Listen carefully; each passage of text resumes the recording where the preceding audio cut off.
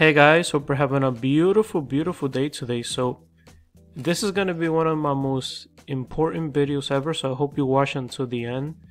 I have a lot of great news for you guys, and I'm going to show you that central banks, they're not playing games. They're definitely going to be using XRP to settle payments.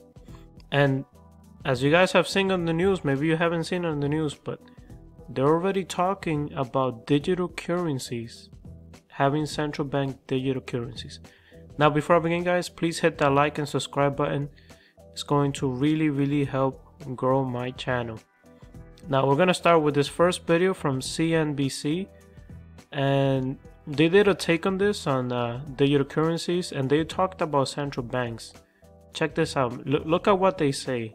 Look at what countries they mention as well. Check this out, guys. But there's a growing number of governments around the world who aren't going to wait around. The Bank of England is looking into its own digital currency.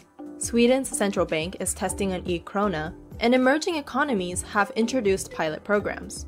In 2020, about 60% of the world's 65 central banks surveyed said they're running experiments on CBDC. That's up 18% compared to 2019. Advocates say digital money can make cross-border payments easier, promote financial inclusion, and payment system stability. Did you guys listen to that? Did you listen to that? Central Bank of Europe, Sweden, other countries trying digital currency. They're already testing it. Right? It's up 18% since 2019, and we're in 2021, spring 2021, we could say. And so imagine how much it has increased already, right? They are doing this. They're not playing games. They're not joking around. All right, let's check this other one. Now this is Jerome Powell, and he talks also about a US dollar digital currency. Check this out, guys. We are looking carefully, very carefully, at the question of whether we should issue a digital dollar. And it's something that central banks around the world are looking at and doing so appropriately, because the technology now enables us to do that. And it also enables private sector actors to create their own kind of digital quasi-money type of instruments. So there are significant both technical and policy questions to do with how we would go about doing that. I would say that we're committed to solving the technology problems and to consulting very broadly with the public and very transparently with all interested constituencies as to whether we should do this. I would also say we are the world's reserve currency, and we have a responsibility to get this right. We don't need to be the first. We need to get it right, and so but this is something we're investing time and labor in right across the Federal Reserve System. You may know that the Federal Reserve Bank of Boston has a partnership with MIT looking at one particular thing. We're doing research here at the board. It does hold out the prospect of the things that you mentioned, very positive. It could help with financial inclusion as well. At the same time, you want to avoid creating things that might be destabilizing or that might draw funds away from the banking system. We have a banking system which intermediates between savers and borrowers. You know, we want to be careful about what the implications are of what we do. So a very high priority project for us. Wow, did you listen to that? Oh my goodness. He said, hey, you know, we don't need to be the first, but we need to get this right. This is high priority for them. This is super important. They've been working on it, right? So guys, I mean, what are you sitting on the sideline just waiting for all of this to unravel and go live, and then you're gonna say, okay, now I'm gonna buy XRP? I'm not a financial advisor, but what I'm doing is I'm buying XRP now when it's low, when it's like 40 cents, 45 cents. I don't even care if it goes to $1. I'll buy more at $1. $2, I'll buy more, because I know this is gonna go easily over 1,000 in a couple years, easily. Now look at this, another video. This is Christine. And we know Christine talks a lot about digital currencies and everything, but listen to what she mentions about the timeline as well. I'm gonna play the video for you. Here it is. Clearly, what we're seeing, which is in a completely different category, is the development of digital currencies, which is an area where we have begun doing a lot of work, where we have concluded actually yesterday a consultation of general public. And we had, believe it or not, we had the highest level of responses to that consultation about the digital euro. No less than 8,000 people have actually logged in and responded to the many questions that were on that questionnaire concerning a digital euro. So we are moving on. We are not charging on, because it's an area where we need to be very careful and where we need to have a system that is secure, that is safe, that responds to Europeans' demand, and where the risks of that I referred to earlier can be addressed as much as those of hacking and others. How far are we, therefore, from a digital euro? It's really hard to say, because things in the fintech world are moving super fast. So we need to really not just be alert, but we need to be running safely. I would say that, if we look at what China, which is probably the most advanced country in these developments, if we look at what they're doing and how they're piloting on a Chinese scale, of course, it's taken them about 5 years to get from sort of initial pilot and decision to start exploring and now. So I would, it's not for tomorrow, and it's going to take a good chunk of time to make sure that we have something that is safe. All right, do you listen to that? It's going to take a good chunk of time. Now, it's not like they're starting today. They started this 2, 3, maybe 4 years ago. So if she says it might take 5 years, it might really be, by now, it might be only like 2 years. We have 2 years to go until all of this starts to go live. And I'm going to prove to you that we have about 2 years. Now, check this out. I think you guys have seen this before. I've posted it in my videos. It's this timeline from Deutsche Bank, right? That's the source, Deutsche Bank. And they had this timeline, but this is a very old timeline where you had SWIFT that was going to go live in November 2021, which is this year. You had EVA clearinghouses in Europe that were going to go live in November 2021 as well. And then you had the UK going live in 2022. So that was the old timeline that they had. They actually updated it. And I'm going to show you the updated timeline over here. So check this out. And I found this in their website, Deutsche Bank Corporate Bank website. They have a guide to ISO 222 migration. Part 3, because they released a part 1, 2019. They released a part 2 at the end of 2019. And then they released a part 3 in September 2020. And in part 3, there's a lot of new updates. So I'm going to show you guys that. This is part 2 again, which I'm going to show you. The timeline that they had right here. They had SWIFT going Q4 2021, which I already showed you. But this is all like really old. Like, this is not what they're doing now.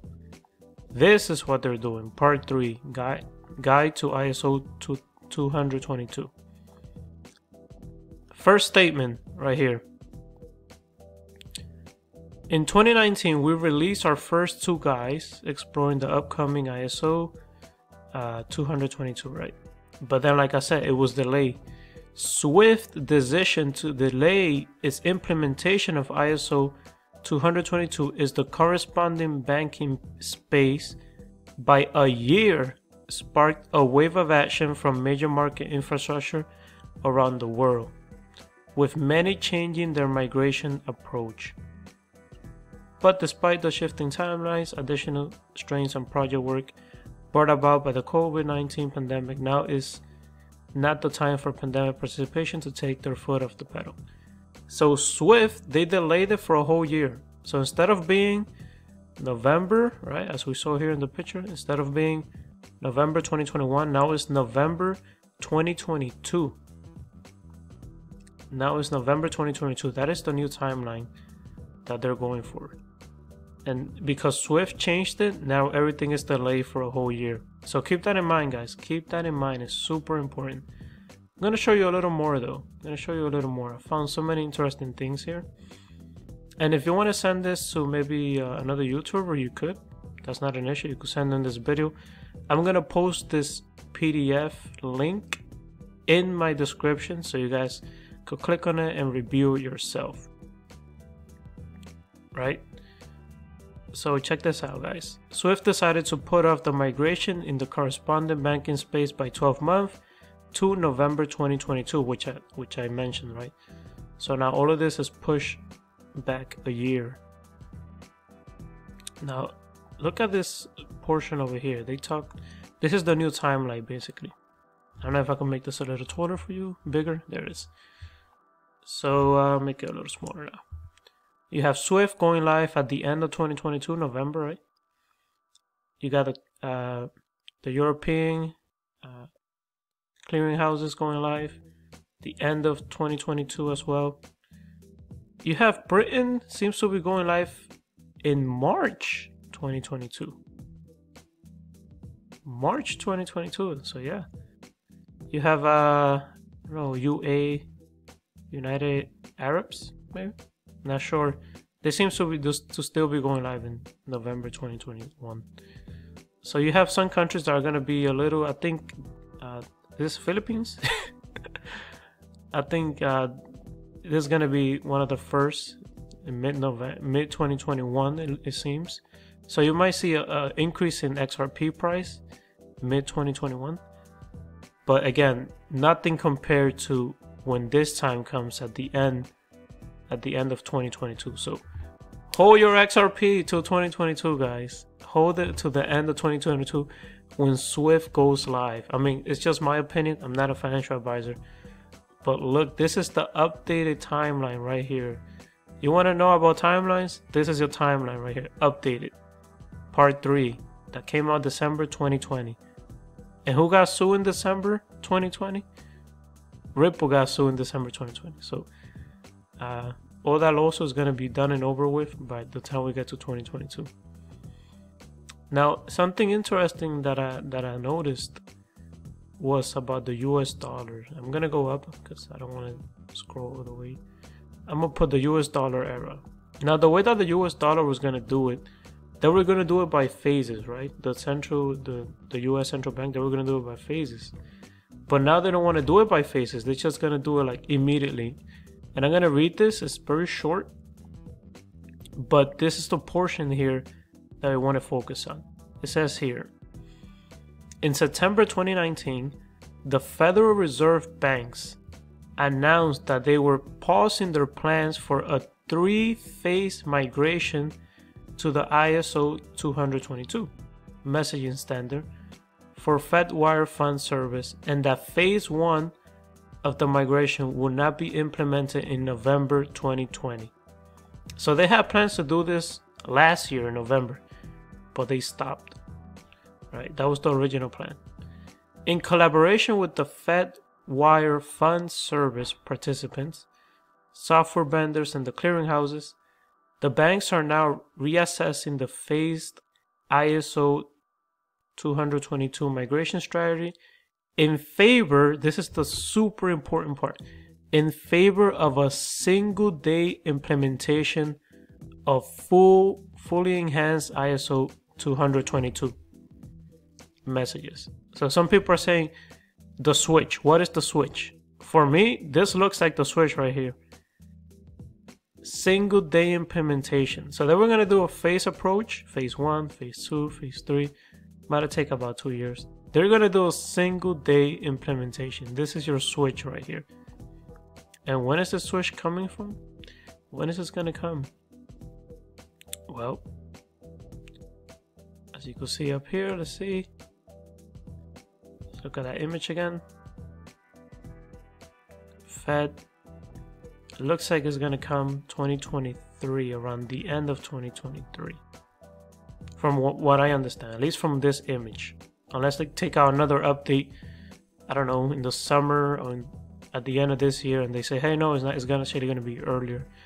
But it looks like 2023 is going to be that switch. But remember, end of 2022, XRP is going to be way, way higher than what it is now.